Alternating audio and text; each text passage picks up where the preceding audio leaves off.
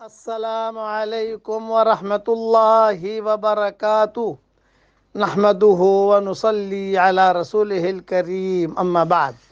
آج کا سبق سن لیجئے۔ آج کے سبق کی سرخی ہے سخاوت سے دوستی کیجئے، پارٹ نمبر 66۔ مدینہ منورہ میں ایک جوتوں کے تاجر تھے۔ یہ قصہ مجھے یاد آیا، میں ساؤتھ افریقہ میں کسی کے گھر بیٹھا ہوں، اس نے مجھے جوتا پہنایا تو اس پر مجھے جوتے کا قصہ یاد آیا۔ ان کی تجارت تھی جوتوں کی، تو مہینے میں ایک مرتبہ وہ جو ہے اپنی مسجد کے باہر اعلان کرتے تھے، مسجد نبوی میں نہیں، مسجد اور مسجدیں بھی ہوتی تھی حضور کے زمانے میں اور مسجد بن گئی تھی مدینہ منورہ میں، تو وہ اعلان کرتے کہ میں سفر سے آیا ہوں اور جو ہے جوتے بھی لایا ہوں الگ الگ قسم کے، تو فجر کی نماز میں آ جانا، باہر جو ہے سب بہت بڑا اسٹاک ہوگا، جس کے پاؤں میں جو آوے وہ لے جانا۔ اور تو ماشاء اللہ مسجد بھر جاتی تھی، اس میں مرد بھی ہوتے تھے، عورتیں بھی ہوتی تھی، اور وہ جو ہے بس وہ اعلان مدینہ منورہ، واٹس ایپ تو ہوتا نہیں تھا، لیکن یہ کوئی اعلان ہو جاتا تھا تو ایک دوسرے کو کہتے تھے وہ جوتے والا آ گیا ہے، وہ جوتے والا آ گیا ہے، وہ جوتے والا آ گیا ہے۔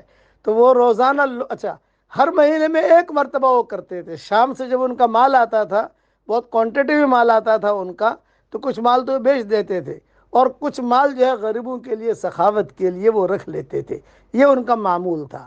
اسی طریقے پر مدینہ منورہ میں ایک عورت تھی جو ہر جمعہ کو، جمعہ کی نماز کے بعد چقندر بناتی تھی، ایک خاص قسم کا سالن، مسجد نبوی کے باہر ہی وہ جو انصاریہ عورت تھی وہ بناتی تھی، جہاں لوگ جمعہ کی نماز پڑھی اور جمعہ کی نماز کے بعد وہ جو ہے برقع پہن کر بیٹھی رہتی تھی، لوگ آتے تھے اور لوگ آ کر جو ہے وہ سالن کھاتے تھے۔ یہ کھلانے پلانے دینے دلانے کا یہ ماحول تھا مدینہ منورہ کے اندر۔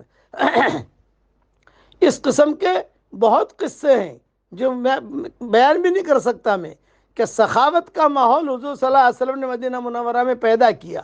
اسی لیے میں ایک جملہ کہتا ہوں، ہمارے پاس شریعت کا علم تو ہے، بہت مفتی بھرے ہوئے دنیا کے اندر اور بہت کتابیں ہیں ماشاءاللہ، اور بڑے بڑے فتوے دے بھی رہے ہیں، لکھ بھی رہے ہیں، لیکن تربیت کا علم ہمارے پاس نہیں ہے۔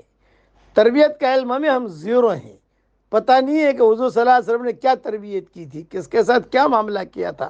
اس لیے سخاوت سے دوستی کیجئے، سخاوت سے دوستی کیجئے، یہ بہت ضروری ہے۔ اب پڑھ لیجئے میرے ساتھ، سبحان اللہ و بحمدہ عدد خلقہ ورضا نفسہ